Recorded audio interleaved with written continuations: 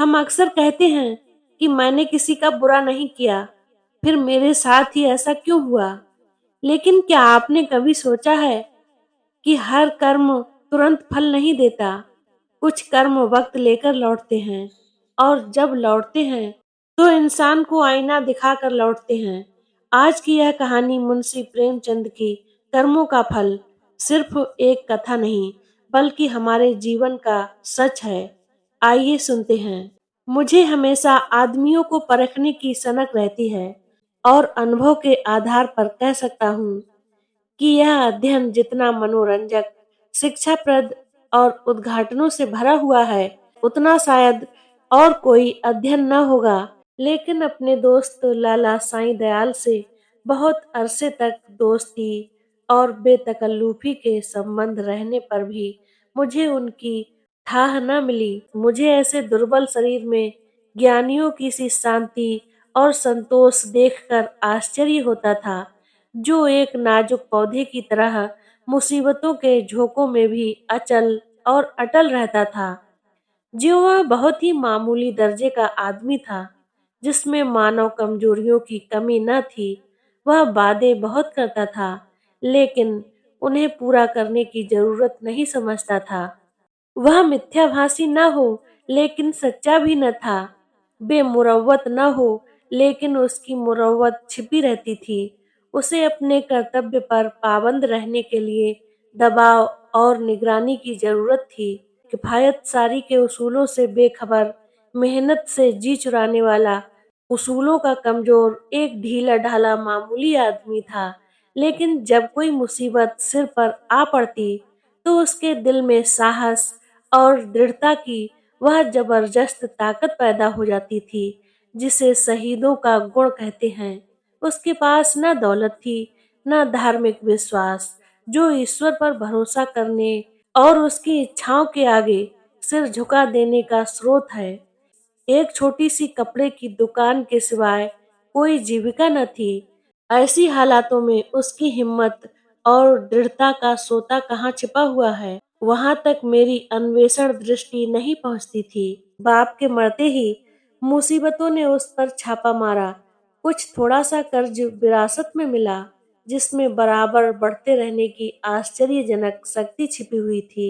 बेचारे ने अभी बरसी से छुटकारा नहीं पाया था कि महाजन ने नालिश की और अदालत के तिलिस्मी अहाते में पहुंचते ही एक छोटी सी हस्ती इस तरह फूली जिस तरह मशक फलती है। डिगरी हुई, जो कुछ जमा जथा थी, बर्तन भांडे हांडी तबा उसके गहरे पेट में समा गए। मकान भी न बचा। बेचारे मुसीबतों के मारे साईं दयाल का अब कहीं ठिकाना न था। कौड़ी कौड़ी को मोहताज, ना कहीं घर ना कहीं बार, कई कई दिन फाके से गुजर जाते। अपनी तो खैर उन्हें जरा भी फिक्र न थी, लेकिन बीवी थी, दो तीन बच्चे थे, उनके लिए तो कोई न कोई फिक्र करनी पड़ती थी। कुनबे का साथ और यह बेसरो सामानी बड़ा दर्दनाक दृश्य था। शहर से बाहर एक पेड़ की छाह में यह आदमी अपनी मुसीबत के दिन काट रहा था। सारे दिन बाजारों की खाक छानता। आह, मैंने एक बार उसे रेलवे स्टेशन पर देखा। उसके सिर पर एक भारी बोझ था। उसका नाजुक सुख सुविधा में पला हुआ शरीर पसीना पसीना हो रहा था। पैर मुश्किल से उठते थे। दम फूल रहा था, लेकिन चेहरे से मर्दाना हिम्मत और मजबूत इरादों की रोशनी टपकती थी। चेहरे से पूर्ण संतोष झलक रहा था। उसके चेहरे पर ऐसा इत्मीनान था कि जैसे यही उसके बाप दादों का पेशा है। मैं हैरत से उसका मुंह ताकता रह गया। दुख में हमदर्दी दिखाने की हिम्मत न हुई। कई महीनों तक यही कैफियत रही। आखिरकार उसकी हिम्मत और सहन शक्ति उसे इस कठिन दुर्गम घाटी से बाहर निकाल लाई। थोड़े ही दिनों के बाद मुसीबतों ने फिर उस पर हमला किया। ईश्वर ऐसा दिन दुश्मनों को भी न दिखाए। मैं एक महीने के लिए बंबई चला गया था। वहां से लौटकर उससे मिलने गया। आह, वह दृश्य याद करके आज भी रोंगटे खड़े हो जाते हैं और दिल डर से कांप उठता है। सुबह का वक्त था। मैंने दरवाजे पर आवाज दी और हमेशा की तरह बेतकल्लुफ़ अंदर चला गया। मगर वहाँ साईं दयाल का वह सम्मुख चेहरा, जिस पर मर्दाना हिम्मत की ताजगी झलकती थी, नजर न आया। मैं 1 महीने के बाद उनके घर जाऊं और वह आंखों से रोते लेकिन होठों से हंसते दौड़कर मेरे गले लिपट न जाए। जरूर कोई आफत है। उसकी बीवी सिर झुकाए आई और मुझे उसके कमरे में ले गई। मेरा दिल बैठ गया। साईं दयाल एक चारपाई पर मैले कुचैले कपड़े लपेटे, आंखें बंद किए, पड़ा दर्द से कराह रहा था। जिस्म और बिछौने पर मक्खियों के गुच्छे बैठे हुए थे। आहट पाते ही उसने मेरी तरफ देखा। मेरे जिगर के टुकड़े हो गए, हड्डियों का ढांचा रह गया था। दुर्बलता की इससे ज्यादा सच्ची और करुण तस्वीर नहीं हो सकती। उसकी बीवी ने मेरी तरफ निराशा भरी आंखों से देखा। मेरे भी आंसू भर आए। उस सिमटे हुए ढांचे में बीमारी को भी मुश्किल से जगह मिलती होगी। जिंदगी का क्या जिक्र। आखिर मैंने धीरे से पुकारा। आवाज सुनते ही वह बड़ी बड़ी आंखें खुल गईं, लेकिन उनमें पीड़ा और शोक के आंसू न थे। संतोष और ईश्वर पर भरोसे की रोशनी थी। और वह पीला चेहरा, आह, वह गंभीर संतोष का मौन चित्र, वह संतोषमय संकल्प की सजीव स्मृति। उसके पीलेपन में मर्दाना हिम्मत की लाली झलकती थी। मैं उसकी सूरत देखकर घबरा गया। क्या यह बुझते हुए चिराग की आखिरी झलक तो नहीं? मेरी सहमी हुई सूरत देखकर वह मुस्कुराया और बहुत धीमी आवाज में बोला, तुम ऐसे उदास क्यों हो? यह सब मेरे कर्मों का फल है। मगर कुछ अजब बदकिस्मत आदमी था। मुसीबतों को उससे कुछ खास मोहब्बत थी। किसे उम्मीद थी कि वह उस प्राणघातक रोग से मुक्ति पाएगा। डॉक्टरों ने भी जवाब दे दिया था। मौत के मुंह से निकल आया। अगर भविष्य का जरा भी ज्ञान होता तो सबसे पहले मैं उसे जहर दे देता। आह, उस शोकपूर्ण घटना को याद करके कलेजा मुंह को आता है। धिक्कार है इस जिंदगी पर कि बाप अपनी आंखों से अपने इकलौते बेटे का शोक देखे। कैसा हंसमुख, कैसा खूबसूरत होनहार लड़का था। कैसा सुशील, कैसा मधुरभाषी। जालिम मौत ने उसे छांट लिया। प्लेग की दुहाई मची हुई थी। शाम को गिल्टी निकली और सुबह को कैसी मनहूस अशुभ सुबह थी। वह जिंदगी सवेरे के चिराग की तरह बुझ गई। मैं उस वक्त उस बच्चे के पास बैठा हुआ था और साईं दयाल दीवार पर सहारा लिए हुए खामोश आसमान की तरफ देखता था। मेरी और उसकी आंखों के सामने जालिम और बेरहम मौत ने उस बच्चे को हमारी गोद से छीन लिया। मैं रोते हुए साईं दयाल के गले से लिपट गया। सारे घर में कोहराम मचा हुआ था। बेचारी माँ पछाड़े खा रही थी। बहनें दौड़ दौड़ कर भाई की लाश से लिपट रही थीं और जरा देर के लिए ईर्ष्या ने भी संवेदना के आगे सिर झुका दिया था। मोहल्ले की औरतों को आंसू बहाने के लिए दिल पर जोर डालने की जरूरत न थी। जब मेरे आंसू थमे तो मैंने साईं दयाल की तरफ देखा। आंखों में तो आंसू भरे थे। आह, संतोष का आंखों पर कोई बस नहीं, लेकिन चेहरे पर मर्दाना दृढ़ता और समर्पण का रंग स्पष्ट था।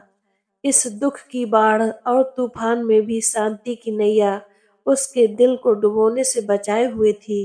इस दृश्य ने उसे चकित नहीं, स्तंभित कर दिया।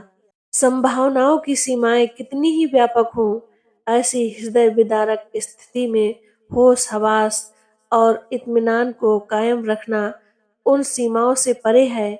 लेकिन इस दृष्टि से साईं दयाल मानव नहीं, अति मानव था। मैंने रोते हुए कहा, भाई साहब, अब संतोष की परीक्षा का अवसर है। उसने दृढ़ता से उत्तर दिया, हाँ, यह कर्मों का फल है। मैं एक बार फिर भौचक होकर उसका मुंह ताकने लगा। लेकिन साईं दयाल का यह तपस्वियों जैसा धैर्य और ईश्वरेच्छा पर भरोसा अपनी आंखों से देखने पर भी मेरे दिल में संदेह बाकी था। मुमकिन है जब तक चोट ताजी है सब्र का बांध कायम रहे। लेकिन उसकी बुनियादें हिल गई थीं, उसमें दरारें पड़ गई थीं। वह अब ज्यादा देर तक दुख और शोक की लहरों का मुकाबला नहीं कर सकता था। क्या संसार की कोई दुर्घटना इतनी हृदय विदारक, इतनी निर्मम, इतनी कठोर हो सकती है? संतोष और दृढ़ता और धैर्य और ईश्वर पर भरोसा, यह सब उस आंधी के समान घास फूस से ज्यादा नहीं। धार्मिक विश्वास तो क्या, आध्यात्म तक उसके सामने सिर झुका देता। उसके झोंके आस्था और निष्ठा की जड़ें हिला देते। लेकिन मेरा अनुमान गलत निकला। साईं दयाल ने धीरज को हाथ से न जाने दिया। वह बदस्तूर जिंदगी के कामों में लग गया। दोस्तों की मुलाकातें और नदी के किनारे की सैर और तफरीर और मेलों की चहल पहल, इन दिलचस्पियों में उसके दिल को खींचने की ताकत अब भी बाकी थी। मैं उसकी एक एक क्रिया को, एक एक बात को गौर से देखता और पढ़ता। मैंने दोस्ती के नियम कायदों को भुलाकर उसे उस हालत में देखा जहां उसके विचारों के सिवा और कोई न था। लेकिन उस हालत में भी उसके चेहरे पर वही पुरुषोचित धैर्य था और शिकवे शिकायत का एक शब्द भी उसकी जुबान पर नहीं आया। इसी बीच मेरी छोटी लड़की चंद्रमुखी निमोनिया की भेंट चढ़ गई। दिन के धंधे से फुर्सत पाकर जब मैं घर आता और उसे प्यार से गोद में उठा लेता, तो मेरे हृदय को जो आनंद और आत्मिक शक्ति मिलती थी, उसे शब्दों में नहीं व्यक्त कर सकता था। उसकी अदाएं सिर्फ दिल को लुभाने वाली नहीं, गम को भुलाने वाली थीं। जिस वक्त वह हुमक कर मेरी गोद में आती, तो मुझे तीनों लोकों की संपत्ति मिल जाती थी। उसकी शरारतें इतनी मनमोहक थीं।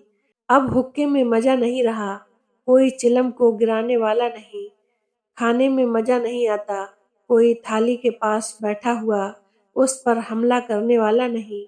मैं उसकी लाश को गोद में लिए बिलख बिलख कर रो रहा था। यही जी चाहता था कि मैं अपनी जिंदगी का खात्मा कर दूं। यकायक मैंने ईश्वर दयाल को आते देखा। मैंने फौरन आंसू पोंछ डाले और उस नन्ही सी जान को जमीन पर लेटाकर बाहर निकल आया। उस धैर्य और संतोष के देवता ने मेरी तरफ संवेदनशील आंखों से देखा और मेरे गले से लिपट कर रोने लगा। मैंने कभी उसे इस तरह चीखें मारते रोते नहीं देखा। रोते रोते उसकी हिचकियां बंध गईं, बेचैनी से बेसुध और बेहार हो गया। यह वही आदमी है जिसका इकलौता बेटा मरा और माथे पर बल नहीं आया। यह काया पलट क्यों? इस शोकपूर्ण घटना के कई दिन बाद, जबकि दुखी दिल संभलने लगा, एक रोज हम दोनों नदी की सैर को गए। शाम का वक्त था। नदी कहीं सुनहरी, कहीं नीली, कहीं काली, किसी थके हुए मुसाफिर की तरह धीरे धीरे बह रही थी। हम दूर जाकर एक टीले पर बैठ गए, लेकिन बातचीत करने को जी नहीं चाहता था। नदी के मौन प्रवाह ने हमको भी अपने विचारों में डुबो दिया। नदी की लहरें विचारों की लहरों को पैदा कर देती हैं। मुझे ऐसा मालूम हुआ कि प्यारी चंद्रमुखी लहरों की गोद में बैठी मुस्कुरा रही है। मैं चौंक पड़ा और मैंने आंसुओं को छिपाने के लिए नदी में मुंह धोने लगा। साईं दयाल ने कहा, भाई साहब, दिल को मजबूत करो, इस तरह कुढ़ोगे तो बीमार हो जाओगे। मैंने जवाब दिया, ईश्वर ने जितना संयम तुम्हें दिया है, उसमें से थोड़ा सा मुझे भी दे दो। मेरे दिल में इतनी ताकत कहाँ?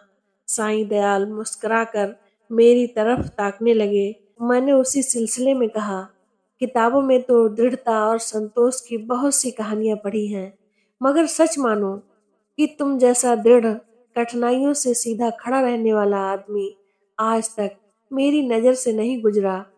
तुम जानते हो कि मुझे मानव स्वभाव के अध्ययन का हमेशा से शौक है, लेकिन मेरे अनुभव में तुम अपनी तरह के अकेले आदमी हो। मैं यह न मानूंगा कि तुम्हारे दिल में दर्द और घुलावट नहीं, उसे मैं अपनी आंखों से देख चुका हूँ।